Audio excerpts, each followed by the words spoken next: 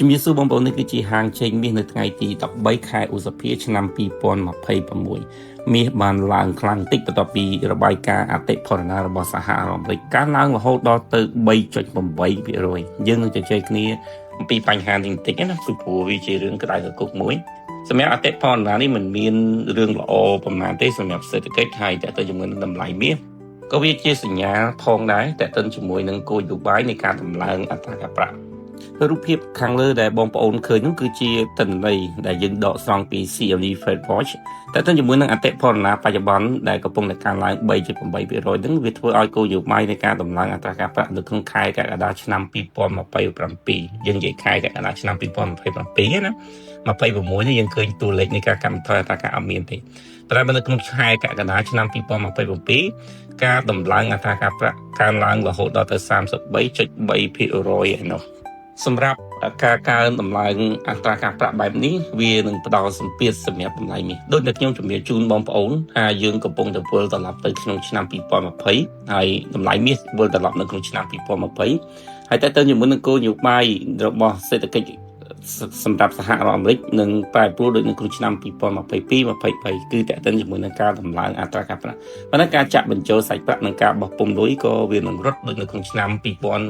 ដូចគ្នាដែរដែលសហរដ្ឋអាមេរិកនឹងបោះពុម្ពលុយប្រមាណជា$5 trillionសម្រាប់ការជួយសេដ្ឋកិច្ចឬក៏ការផ្ញើនៃសេដ្ឋកិច្ចមកវិញបន្ទាប់ពីខ្សែសង្វាក់ផលិតកម្មឬក៏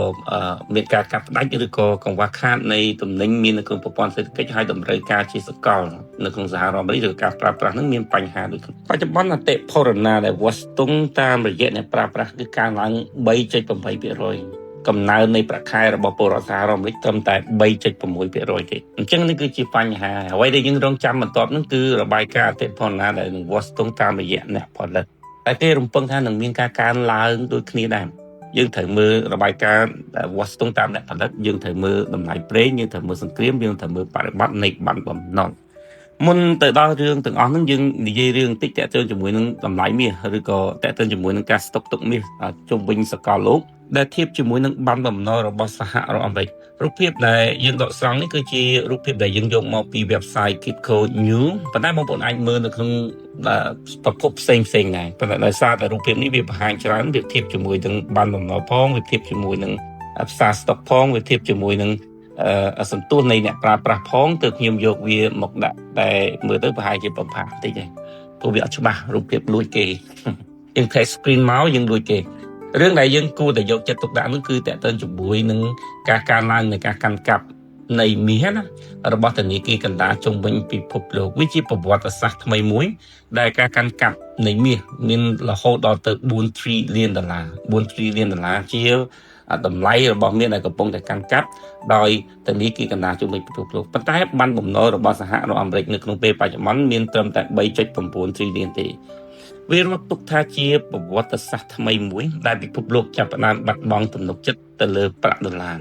ដូចជាចិនឥណ្ឌាទូគីនិងបណ្ដាប្រទេសផ្សេងៗដែលកំពុងតែបារម្ភអំពីការកើនឡើងនៃបំណុលរបស់ប្រាក់ដុល្លារឬក៏ការធ្លាក់ចុះរបស់ប្រាក់ដុល្លារតាមរយៈភូមិសាស្ត្រនយោបាយដែលបច្ចុប្បន្ននេះយើងឃើញថា petrol dollar តែទៅជាមួយនឹងការទំនិញសំខាន់ជុំវិញពិភពលោក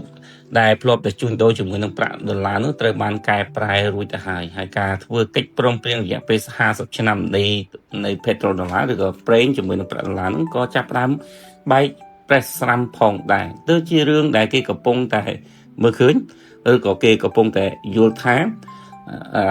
មាសនឹងដើរតួនាទីជំនួសឲ្យដុល្លារសិនមុននឹងរូបិយប័ណ្ណថ្មីរបស់ពិភពលោកឬក៏មុននឹងមានរូបិយប័ណ្ណណាមួយនឹងចែកចំណែកបន្ថែមទៅទៀតពីប្រាក់ដុល្លារសន្ទុះនៃប្រាក់ដុល្លារបច្ចុប្បន្ននេះស្ថិតនៅក្នុងរង្វង់ 98.06% វាកើនឡើងមកវិញបន្ទាប់ពីសង្គ្រាមនៅអ៊ីរ៉ង់បានកើតឡើងទីផ្សារភាគហ៊ុនរបស់សហរដ្ឋអាមេរិកនៅក្នុងពេលបច្ចុប្បន្ននេះមានការប្រែប្រួលខ្លាំងរហូតដល់ 10.42% នៅក្នុងរយៈពេលមួយខែមានការកើនឡើងខ្ពស់កាលណាវាកើនឡើងខ្ពស់ក៏វាតទៅជាមួយនឹងការបារម្ភអំពីប្រាក់ដុល្លារផងដែរគឺការចុះខ្សោយតាមរយៈអតិផរណាតែទៅជាមួយនឹងអត្រាបំណុលសហរដ្ឋអាមេរិកនៅក្នុងរយៈពេល10ឆ្នាំគឺ 4.37% ជាទិន្នផលខ្ញុំហៅថាអត្រាការប្រាក់ណាដែលផ្ដល់ឲ្យស្ថិតនៅក្នុងតំបន់គ្រោះថ្នាក់ដែរប្រសិនបើវានឹងកើនឡើងរហូតដល់ទៅ 4.5% នឹងគឺជាតំបន់គ្រោះថ្នាក់បំផុតហើយសម្រាប់សហរដ្ឋអាមេរិកពីព្រោះអត្រាការប្រាក់កាន់តែធ្ងន់ទៅសម្រាប់សហរដ្ឋអាមេរិក រិកតែម្ដងអាចនិយាយបានថាសហរដ្ឋអាមេរិកកំពុងតែលងជាមួយនឹងបញ្ហាតិប៉ុណ្ណានឹងតម្រូវការធ្លាក់ចុះដែលចាំបាច់ប្រមូលនៅមូលធនមកវិញចូលទៅក្នុងសេដ្ឋកិច្ចសហរដ្ឋអាមេរិកតាមរយៈការដំឡើងអត្រាការប្រាក់វាដូចជាភាពបឹកបោដែលកើតឡើងនៅក្នុងឆ្នាំ2019និង2020ផងដែរបន្តិចទៀតយើងចូលទៅដល់តម្លៃនៃមាសនៅក្នុងថ្ងៃនេះហើយយ៉ាងយើងទៅពិភាក្សាគឺអំពីរឿងរ៉ាវអតិផរណារឿងរ៉ាវអតិផរណានេះបានធ្វើឲ្យលោក Biden Joe Biden បងប្អូននៅចាំគាត់ទេធ្លាក់ពីតំណែងអ្នកឡើងកាន់តំណែងជំនួសគឺលោក Donald Trump ហើយលោក Donald Trump នេះឯងឥឡូវកំពុងតែរងសម្ពាធជាមួយនឹងអតិផរណាតាមរយៈគោលនយោបាយមិនច្បាស់ប្រកបរបស់លោកអានឹងគោលនយោបាយតែទៅជាមួយនឹងការគ្រប់គ្រងភូមិសាស្ត្រនយោបាយរបស់លោកផងដែរតោះយើងចូលទៅដល់តម្លៃមាសសិនចាំយើងទៅជជែករឿងរ៉ាវតែទៅជាមួយនឹងអតិផរណាសម្រាប់ការមើលឃើញនិងការដឹងអំពីការប្រែប្រួលនៃតម្លៃមាសនៅក្នុងថ្ងៃនេះសម្រាប់តម្លៃមាសនៅក្នុងថ្ងៃនេះស្ថិតនៅក្នុងតម្លៃ$573នៅក្នុងមួយជី$573នៅក្នុងមួយជីបើយើងមើលនៅក្នុងតម្លៃតម្លឹងគឺ$5,739.39 សេននៅក្នុងមួយតម្លឹង$5,739.39 សេននៅក្នុងមួយតម្លឹងអោនគឺ$4,722.70 សេននៅក្នុងមួយអោន$4,722.70 សេននៅក្នុងមួយអោនក្រាមគឺ$151.84 សេននៅក្នុងមួយក្រាម$151.84 សេននៅក្នុងមួយក្រាមគីឡូគឺ$151,440.66 សេននៅក្នុង1គីឡូ$151,840.66 សេននៅក្នុង1គីឡូនេះគឺជាហាងឆេងមាសនៅក្នុងពេលបច្ចុប្បន្នសម្រាប់ resistance របស់មាសនៅពេលនេះប្រសិនបើមាសអាចឡើងប៉ះនៅក្នុងតម្លៃ$4,757នៅក្នុង1អោនតម្លៃខ្ពស់របស់វាណាហើយវាការឡើងពី$4,722យើងនឹងឃើញមាសនឹងការឡើងទៅតម្លៃ$4,860ឬក៏$4,880នៅក្នុង1អោនប្រសិនបើវាឈរនៅក្នុងតម្លៃនេះបានវាជាដំណើរដែលវានឹងឡើងទៅឆ្ពោះនៅក្នុងតម្លៃ$5,000នៅក្នុង1អោននេះពេលបច្ចុប្បន្ននោះទេប៉ុន្តែបើសិនបើមាសថ្ងៃនេះប៉ះនៅក្នុងតម្លៃ$4,700យើងក៏នឹងឃើញតម្លៃទៀតបន្ថែមទៀតគឺ$4,680និង$4,660ប៉ុន្តែបើសិនបើវាធ្លាក់មកប៉ះដល់តម្លៃ$4,660ណាហើយហ៊ានតែធ្លាក់បន្តទៀតយើងនឹងឃើញតម្លៃទាបមួយរបស់វាគឺ$4,550និង$4,530នៅក្នុងមួយអោនមែនទេសម្រាប់តម្លៃទាបនិងតម្លៃខ្ពស់ទិញប្រចាំថ្ងៃហើយនិន្នាការមាសនៅក្នុងដំណើរមធ្យមខ្ញុំបានជម្រាបជូនបងប្អូនរួចទៅហើយខ្ញុំទទួលបានសំណួរថាគួរទិញមាសនៅក្នុងតម្លៃណាដដែលពេលខ្លះក៏ពិបាកដែរដែលខ្ញុំជម្រាបសឹងតែជាប់គ្នារយៈពេល4ថ្ងៃពេញណាថាមាសនៅក្នុងរង្វង់$4,600 $4,400ក៏ទិញបានហើយធ្លាក់ចុះនៅចាំឲ្យធ្លាក់ចុះទៅក្រោមហ្នឹងក៏ទិញបានព្រោះស្ថិតនៅក្នុងសភាពហើយតម្លៃដែលជួញដូររបស់វាខ្ពស់បំផុតគឺ$4,800និង$4,900ចឹងក្នុងតម្លៃបច្ចុប្បន្នបើយើងចង់សំក៏យើងសំយើងចង់ចប់ទៅក្រោមតិចក៏មិនអីដែរពីព្រោះមានកំពុងតែរងសភាពនៃអត្រាការប្រាក់ដែលខ្ញុំទើបតែបង្ហាញមុននឹងតិចនៅក្នុងឆ្នាំ2027នោះសហរដ្ឋអាមេរិកអាចនឹងដំឡើងអត្រាការប្រាក់បើសិនជាអតិផរណានៅក្នុងពេលបច្ចុប្បន្ននេះនៅតែបន្តបន្ថែមទៅទៀតឥឡូវយើងចូលទៅដល់រឿងបញ្ហាអតិផរណាបន្តិចសិនដែលជារឿងរ៉ាវដែលធ្វើឲ្យលោក Joe Biden ធ្លាក់ចេញពីតំណែងបន្ទាប់ពីអតិផរណានិងវិបត្តិសេដ្ឋកិច្ចកំពុងតែបានកើតឡើងមានម្សិលមិញទំនងត្រូវតែធ្លាក់ចុះទំនងត្រូវតែធ្លាក់ចុះបន្ទាប់ពីរបាយការណ៍អតិផរណាតាមរយៈអ្នកប្រើប្រាស់ CPI ហ្នឹងកើនឡើងរហូតដល់ទៅ 3.8% ហើយអ្វីដែលគួរតែមានការឡើងថ្លៃសម្រាប់មាសនៅពេលនោះគឺប្រាក់ដុល្លារពីព្រោះគេរំពឹងនៃការតម្លៃអត្រាការប្រាក់និងការរក្សាអត្រាការប្រាក់ស្ថិតនៅក្នុងកម្រិតខ្ពស់ប៉ុន្តែសម្រាប់តម្លៃមាសហើយសម្រាប់តម្លៃប្រាក់នោះគឺវាបានកើនឡើងលោហៈប្រាក់គឺវាបានកើនឡើងប្រាក់កើនឡើងខ្លាំងជាងមាសទៅទៀតដោយសារតែការបារម្ភនិងការភ័យខ្លាចអំពីបញ្ហាអតិផរណាហើយអតិផរណាដែលគេកំពុងតែមានការភ័យខ្លាចនោះគឺតេទៅជាមួយនឹងតម្លៃនៃការរស់នៅក្នុងសហរដ្ឋអាមេរិកផ្ទាល់តែម្ដងដែលគេជឿជាក់ថាប្រសិនបើអតិផរណាខ្ពស់ពេកទោះបីជាមានការតម្លើងអត្រាការប្រាក់កម្រិតណាឬក៏មានការប្រមូលទុនកម្រិតណាតាមរយៈការតម្លើងទិន្នផលនៃបានបំណុលក្តីប៉ុន្តែការដួលរលំអាចនឹងមានការប៉ះទង្គិចខ្លាំងនៅក្នុងប្រព័ន្ធសេដ្ឋកិច្ចរបស់សហរដ្ឋអាមេរិកអញ្ចឹងការទិញមាសនៅក្នុងពេលបច្ចុប្បន្នឬក៏ការទិញបានបំណុលនៅក្នុងពេលបច្ចុប្បន្នគឺជារឿងប្រកួតប្រជែងគ្នា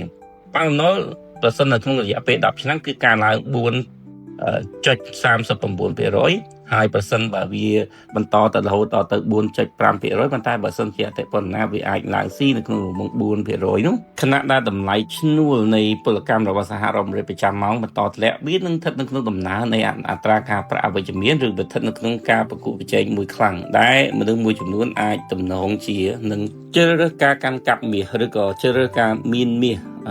ដើម្បីរក្សាសវត្ថិភាពរបស់ខ្លួនសម្រាប់ការប្រែប្រួលនៃម៉ាក្រូសេដ្ឋកិច្ចពីព្រោះនៅពេលដែលវាកើនឡើងខ្លាំងពេកធនាគារកណ្ដាលមិនអាចគ្រប់គ្រងទៅលើគោលនយោបាយរបស់ខ្លួនបានទេហើយលុយនឹងកាន់តែចុះខ្សោយទៅអញ្ចឹងស្ថានភាពនេះមាសមានទំនុកចិត្តជាងការកាន់កាប់នៃបណ្ណដំណុលបើទោះជាមាសមិនមានទិន្នផលឬក៏អត្រាការប្រាក់ប្រចាំឆ្នាំប៉ុន្តែការកើនឡើងនៃតម្លៃមាសអាចជារឿងផ្សងព្រេងមួយដ៏ល្អសម្រាប់អ្នកដែលបានកាន់កាប់បណ្ណដំណុលហើយមើលឃើញអំពីអត្រាការប្រាក់យ៉ាងច្បាស់ប្រកបតែម្ដងអ្វីដែលយើងកំពុងតែឃើញនេះគឺតម្លៃប្រេង WTI ហ្នឹងគឺស្ថិតនៅក្នុងរង្វង់$102នៅក្នុង1បារ៉ែលហើយប្រេង Brent នោះស្ថិតនៅក្នុងរង្វង់$107នៅក្នុង1បារ៉ែលដែលគេកំពុងតែបារម្ភខ្លាំងទាក់ទងជាមួយនឹងតម្លៃនៃការខ្វះខាតទំនិញផ្គត់ផ្គង់នៅក្នុងទីផ្សារវានឹងធ្វើឲ្យសង្វាក់ផលិតកម្មមួយចំនួនត្រូវបានកាត់ផ្តាច់តាមរយៈអស់លទ្ធភាពនៃការផលិតរបស់អ្នកផលិតធៀបជាមួយនឹងតម្លៃដែលវាកើនឡើងឥតឈប់ឈរដោយនោះតម្រូវការឬក៏ការបិទទប់នៃលំហូរសាច់ប្រាក់ដែលយើងឃើញលោកដូណាល់ត្រាំជាមួយនឹងសមាជិករបស់គាត់ទាក់ទងជាមួយនឹងអ្នករកស៊ីខាងក្រុមហ៊ុនធំៗរបស់គាត់តែជួបនឹងលោកស៊ីជីនពីងហ្នឹងកំពុងតែព្យាយាមបើកលំហូរសាច់ប្រាក់វាជារឿងមួយពិបាកពីព្រោះវាគឺជារឿងម៉ាក្រូសេដ្ឋកិច្ចទោះបីជាប្រទេសនឹងប្រទេសអាចនឹងបើកលំហូរសាច់ប្រាក់ប៉ុន្តែតើទៅជាមួយនឹងពលរដ្ឋដែលកំពុងតែមានបញ្ហាជាមួយនឹងបញ្ហាអតិផរណារួមជាមួយនឹងការធ្លាក់ចុះនៃប្រាក់ចំណូលរបស់ខ្លួនអាជីវកម្មមួយចំនួនអាចដួលរលំនោះវាគឺជារឿងផ្សេងដែលវាកើតឡើងជាទូទៅនៅក្នុងប្រព័ន្ធសេដ្ឋកិច្ចដែលធ្វើឲ្យសេដ្ឋកិច្ចនឹងវាចុះខ្សោយហើយប្រព័ន្ធរដ្ឋពិបាកក្នុងការជួយសង្គ្រោះនេះគឺជាអ្វីដែលកំពុងតែកើតឡើងនៅក្នុងថ្ងៃនេះតម្លៃមាសបានឡើងធៀបជាមួយនឹងការគម្រាមកំហែងឬក៏ធៀបជាមួយនឹងសម្ពាធរបស់វាតាមរយៈការដំឡើងអត្រាការប្រាក់សម្រាប់លោក Kevin Voss ដែលគាត់ឡើងមកកាន់តំណែងនាពេលឆាប់បន្ទាប់ពីកិច្ចការទាំងឡាយត្រូវបានប្រគល់ឲ្យគាត់ហើយអស់ណាយើងនឹងឃើញការកែប្រែនៃតម្លៃមាសជាប្រកបមានតែរឿងពីរឡើងខ្លាំងនិងរងសម្ពាធនៅក្នុងមួយរយៈតែប៉ុណ្ណោះឡើងខ្លាំងនៅពេលដែលលោក Kevin Voss បង្ហាញថាมันមានអ្វីថ្មីឬក៏ទិន្នផលឬក៏លទ្ធផលនៃមនុស្សថ្មីទៅលើការងារចាស់នោះมันមានការផ្លាស់ប្ដូរហើយវារងសម្ពាធប្រសិនបើស្ថិតនៅក្នុងគោលនយោបាយនៃការតម្លើងអត្រាការប្រាក់ឬក៏ស្ថិតនៅក្នុងគោលនយោបាយក្នុងការរក្សាអត្រាការប្រាក់យូរតែឃើញដែលយើងបច្ចុប្បន្ននេះយើងឃើញសមាជិករដ្ឋាភិបាលសហរដ្ឋអាមេរិកមានរហូតដល់ទៅ11រូបបានគ្រប់គ្រងក្នុងចំណោម12រូបណាគឺបានគ្រប់គ្រងនឹងប្រឆាំងដាច់ខាតក្នុងការរក្សាអត្រាការប្រាក់សម្រាប់សេដ្ឋកិច្ចរបស់សហរដ្ឋអាមេរិកបើទោះបីជាតេតិនជាមួយនឹងអត្រាអត់ការងារធ្វើរបស់សហរដ្ឋអាមេរិកក្នុងពេលបច្ចុប្បន្នកើនឡើង 4.3% ក៏ដោយក៏គេមើលឃើញថាម៉ាក្រូសេដ្ឋកិច្ចនៅក្នុងពេលបច្ចុប្បន្នគឺជារឿងដែលគួរឲ្យបារម្ភជាងតេតិនជាមួយនឹងបញ្ហាអតិផរណានេះគឺជាអ្វីដែលកំពុងតែកើតនៅក្នុងប្រព័ន្ធសេដ្ឋកិច្ចនៅក្នុងថ្ងៃនេះហើយសង្ឃឹមថាវាក្បោះក្បាយសម្រាប់បងប្អូនដែលកំពុងតែស្ដាប់វាមិនមែនជាព័ត៌មានភូមិសាស្ត្រនយោបាយវាមិនមែនជាព័ត៌មានសេដ្ឋកិច្ចនយោបាយអន្តរជាតិទេប៉ុន្តែវាជាសេដ្ឋកិច្ចរបស់សហរដ្ឋអាមេរិកដែលយើងអាចមើលឃើញអំពីការប្រែប្រួលនៃតម្លៃមាសរាល់ការនិយាយរបស់ខ្ញុំវាគ្រាន់តែជាទស្សនៈមួយទេដែលវិភាគទៅតាមចុងជ្រោយឬក៏តថាដែលយើងទទួលបានដែលខ្ញុំទទួលបានប្រសិនបើមានការខកខាតបងប្អូនអាចបន្ថែមឬក៏ទាត់ចោលនៅអ្វីដែលបងប្អូនស្ដាប់មិនមានការឆ្លុះបញ្ចាំងអំពីនិន្នាការនយោបាយឬក៏អង្គការលេខចាត់តាំងណាមួយទេប៉ុន្តែវាទាមទារឲ្យបងប្អូនស្វែងរកព័ត៌មានបន្ថែមដើម្បីបូកទទួលចំពោះអ្វីដែលបងប្អូនទទួលស្ដាប់នៅក្នុងពេលនេះសូមអរគុណ